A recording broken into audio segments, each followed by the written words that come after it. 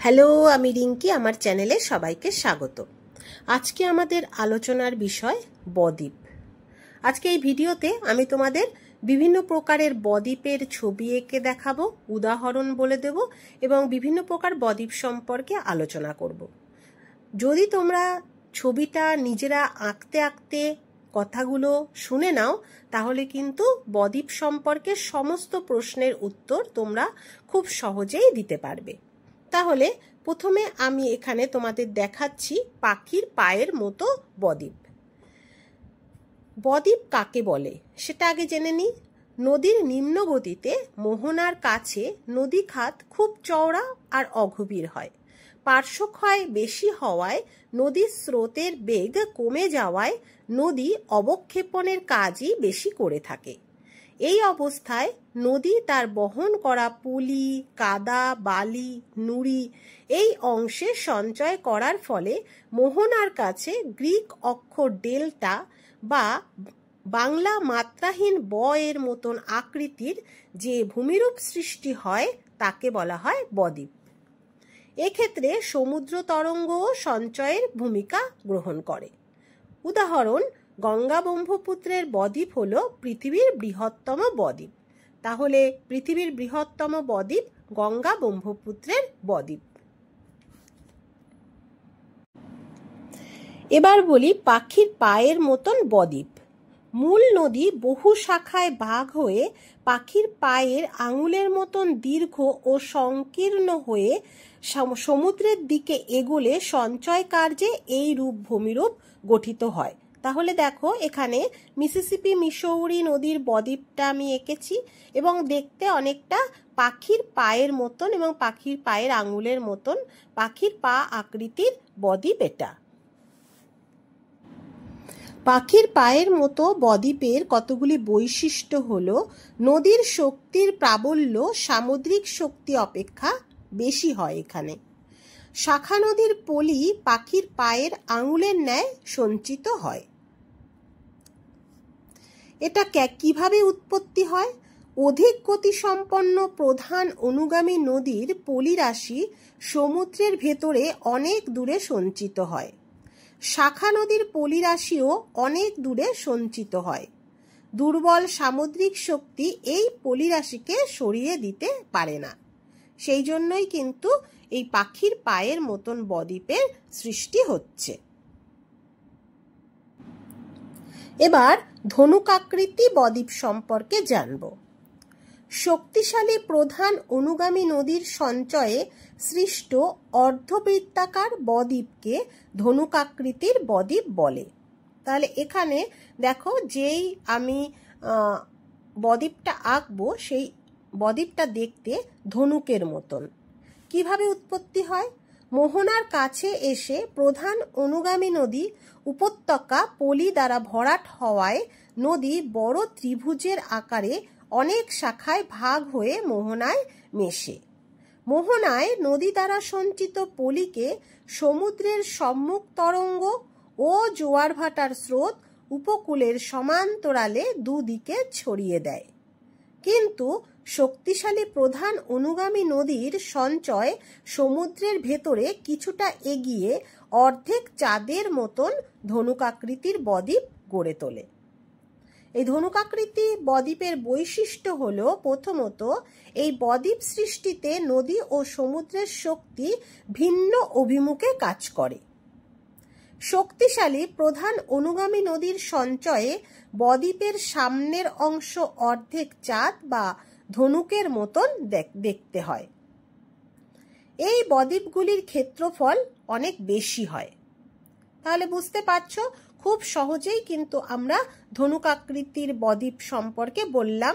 এখানে আমি তোমাদের নীলনদের যেই বদ্বীপটা সেটা দেখিয়েছি, সেই জন্য উত্তর দিকে এই নদীটা ভূমধ্যসাগরে মিশেছে, অর্থাৎ ভূমধ্যসাগর লিখলাম এবং নীলনদ লিখলাম। এবং এই নীলনদের যেই দুটি শাখা নদী রোসেত্তা আর দামিয়েত্তা, এই দুটো আমি চিহ্নিত করে দিলাম যাতে খুব সহজেই তোমাদের মনে থাকে। এবং চিত্রটা তোমরা নিজেরা যদি প্র্যাকটিস করে নাও তাহলে দেখো আর কিন্তু ভুলবে না। কারণ এগুলো প্রত্যেকটা দেখো নামের সাথে মিল আছে। ধনুক আকৃতি মানে ধনুকের মতন, পাখির পা আকৃতির মানে পাখির পায়ের মতন দেখতে, এবং নদীগুলোর নামগুলো আমাদের মনে থাকবে। এবার পরবর্তী ছবিতে করাতের দাঁতের মতন বদ্বীপের ছবি আমরা আঁকা দেখে নিচ্ছি। মোহনায় সমুদ্র তরঙ্গের আঘাত প্রবল হলে নদীর পলি দুদিকে ছড়িয়ে পড়লে বদ্বীপটি করাতের দাঁতের মতন আকৃতির হয়। এর উদাহরণ হলো ইতালির তাইবার বদ্বীপ। এখানে আমি তাইবার বদ্বীপের চিত্রটা এঁকে দিয়েছি এবং দেখো এটা করাতের দাঁতের মতন দেখতে হয়েছে। প্রবল সামুদ্রিক শক্তির জন্য প্রধান অনুগামী নদীর সঞ্চিত পলি সমুদ্রের দিকে করাতের দাঁতের তীক্ষ্ণ অগ্রভাগের আকৃতিতে গড়ে ওঠে। এই বদ্বীপকে তীক্ষ্ণাগ্র বদ্বীপও বলা হয়, অর্থাৎ এই বদ্বীপকে তীক্ষ্ণাগ্র বদ্বীপও বলা হয়ে থাকে। এর উৎপত্তি কিভাবে হয়? সামুদ্রিক শক্তির দাপটে নদী বাহিত পলিরাশি উপকূল বরাবর ছড়িয়ে দুদিকে ক্ষুদ্র বৃত্তচাপের আকৃতিতে গড়ে ওঠে। মাঝে শক্তিশালী প্রধান অনুগামী নদীর পলিরাশি সমুদ্রের দিকে করাতের দাঁতের মতো তীক্ষ্ণ আকৃতিতে বিস্তৃত হয়ে তীক্ষ্ণাগ্র বদ্বীপ গড়ে তোলে। এর বৈশিষ্ট্যগুলো হলো নদীর শক্তির চেয়ে সামুদ্রিক শক্তির প্রাবল্য এখানে বেশি থাকে। নদী ও সামুদ্রিক শক্তি ভিন্ন অভিমুখে কার্যকরী থাকে। স্পেনের রিও এব্রো, ইতালির তাইবার এবং ভারতের সুবর্ণরেখার নদীর বদ্বীপও এরকম দেখতে হয়ে থাকে। এরপরে আমি তোমাদের দেখাবো ক্ষারীয় বদ্বীপ। খাড়ির মধ্যে বদ্বীপ গঠিত হলে তা ক্ষারীয় বদ্বীপ নামে পরিচিত। এই ধরনের বদ্বীপ কিন্তু খুব সংকীর্ণ হয়। ফ্রান্সের সিন এবং জার্মানির রাইন নদীর বদ্বীপ এর উদাহরণ। এক্ষেত্রে আমরা একটা জিনিস জেনে রাখবো যে সব নদীর মোহনায় কিন্তু বদ্বীপ গঠিত হয় না। বদ্বীপ গঠনের জন্য কতগুলো অনুকূল পরিবেশের দরকার হয়, যেমন পলির পরিমাণ, বৃহৎ নদী অববাহিকা, সুদীর্ঘ নদীর গতিপথ, নদী অববাহিকায় নরম শিলার উপস্থিতি, অসংখ্য উপনদীর অবস্থান ইত্যাদি সুবিধাগুলো থাকলে নদীতে পলির পরিমাণ বাড়বে, এবং পলির পরিমাণ বাড়লে সেই নদীতেই বদ্বীপ গঠনের অনুকূল পরিবেশ তৈরি হবে। মোহনায় মৃদু ঢাল। মোহনায় নদী মৃদু ঢালে সমুদ্রের সঙ্গে মিশলে তবেই পলি সঞ্চয়ের পরিবেশ সৃষ্টি হবে। অগভীর সমুদ্র। সমুদ্র যদি অগভীর হয় তাহলে তাড়াতাড়ি পলি ভরাট হয়ে বদ্বীপ গঠিত হবে। লবণতা বৃদ্ধি। সমুদ্র জলের লবণতা যত বাড়বে ততই নদী জলের পলিরাশি দ্রুত অধঃক্ষিপ্ত হবে। বিপরীতমুখী স্রোত ও বায়ু। নদী মোহনার বিপরীত দিকের মৃদু স্রোত ও বায়ু পলি জমতে সাহায্য করে। শান্ত সমুদ্র।